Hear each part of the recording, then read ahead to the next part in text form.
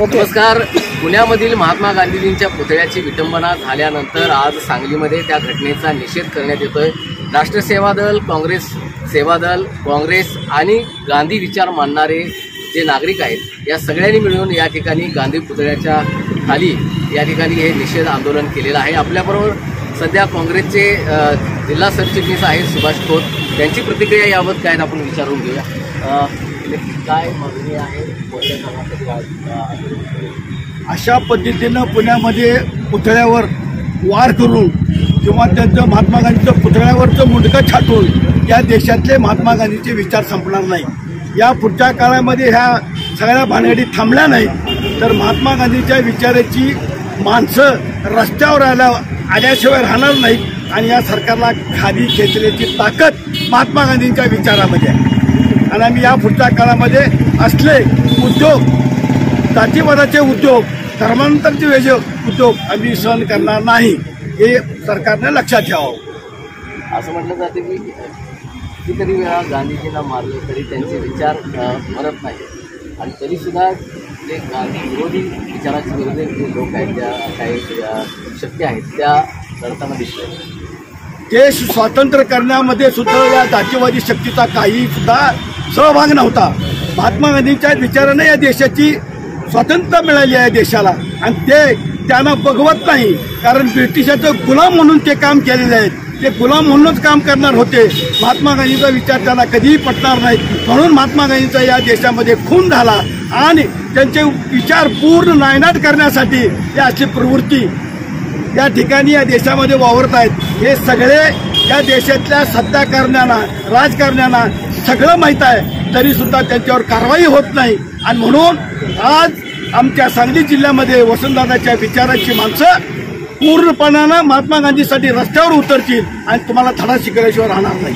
आपल्याबरोबर सध्या राष्ट्र सेवा दलाचे जिल्हाध्यक्ष आहेत सदाशिव मगदूम. आपण त्यांच्याशी बोलूया की काय वाटतं तुम्हाला? कारण राष्ट्र सेवा दल स्वातंत्र्यापासून काम करत आहे. सामाजिक विचार बदलला पाहिजे, समाजामध्ये जातीवाद नष्ट झाला पाहिजे यासाठी राष्ट्र सेवा दल असं असतानाही आता पुण्यामध्ये अशी घटना घडते.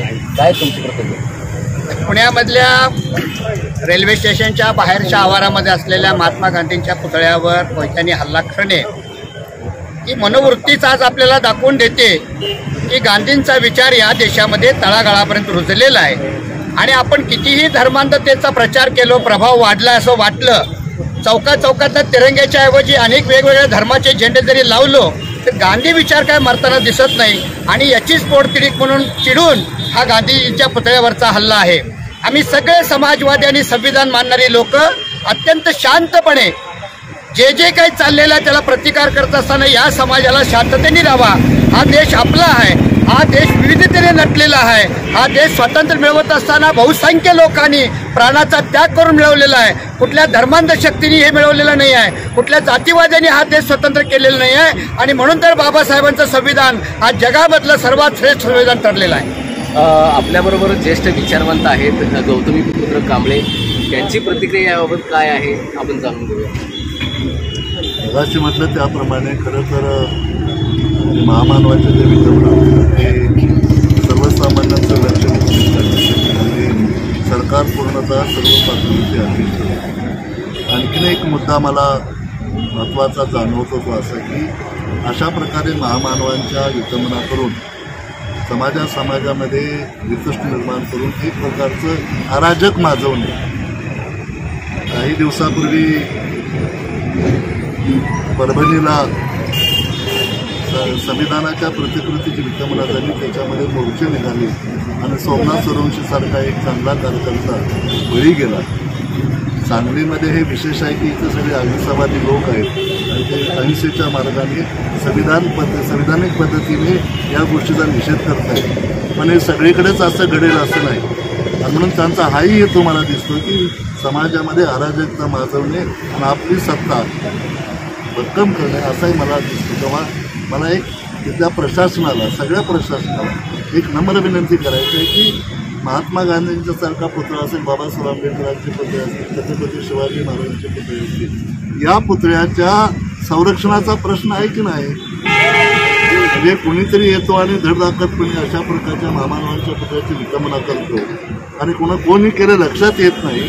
हे मला असं वाटतं हे सुद्धा प्रशासनाचं सरकारचं अपयशच आहे. तेव्हा इथून पुढे किमान हे जे महामानवांचे पुतळे सार्वजनिक ठिकाणी बसवले त्यांची पूर्ण प्रकारे संरक्षणाची व्यवस्था करावी. आपल्याबरोबर सध्या ज्योतिताई आदाटे आहेत. आपण त्यांची प्रतिक्रिया जाणून घेऊया.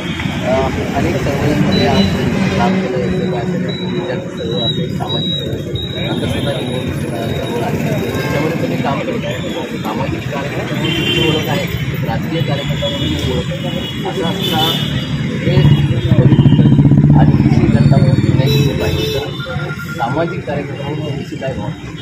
गेल्या अनेक वर्षापासून हे जे काही मनुवादी सरकार आलेलं आहे, मला तर असं वाटतं की अशी जे काही विकृत प्रकार घडत आहेत याला हे सरकारच पाठीशी घालत आहे.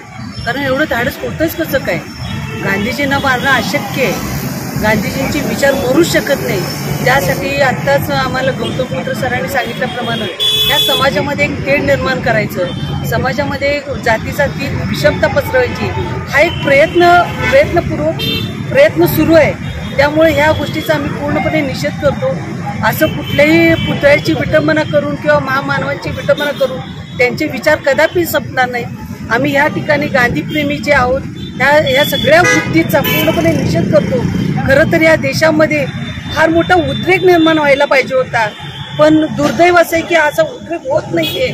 पण ह्याच सरकारामधील काही लोकांच्या बद्दल जर एखादा चुकून अपशब्द जर निर्माण केला कुणी तर फार मोठा उद्रेक होतो. एखाद्या गायीची जरी कुणी विटंबना केली तरी इतका देश सगळा संताप होतो. पण यांना गांधीजीबद्दल किंचितही काही वाटत नाही. याचं लाज वाटते या सरकारविषयी. एवढंच मी सांगते. माझे 2 शब्द सांगते. नक्कीच या निमित्तानं हे जे पुतळे आहेत या पुतळ्यांची विटंबना होते आणि याला जबाबदार प्रशासन आहे. प्रशासनानं इथून पुढच्या काळामध्ये अशा तऱ्हेच्या पुतळ्यांची जबाबदारी घेतली पाहिजे. आणि अशी विटंबना महात्मा गांधीजींच्या पुतळ्याची विटंबना होते हे केवळ जातीय शक्तींच्या द्वारे केलं जातं आहे आणि जातीजातीमध्ये तेढ निर्माण झाली पाहिजे, धर्माधर्मांमध्ये तेढ निर्माण झाली पाहिजे हा एकमेव उद्देश डोळ्यासमोर ठेवून अशा तऱ्हेच्या विटंबना देशभरामध्ये चालू असल्याची प्रतिक्रिया या निमित्तानं व्यक्त करण्यात आली आहे. मोहन राजमाने, नवराष्ट्र न्यूज, सांगली.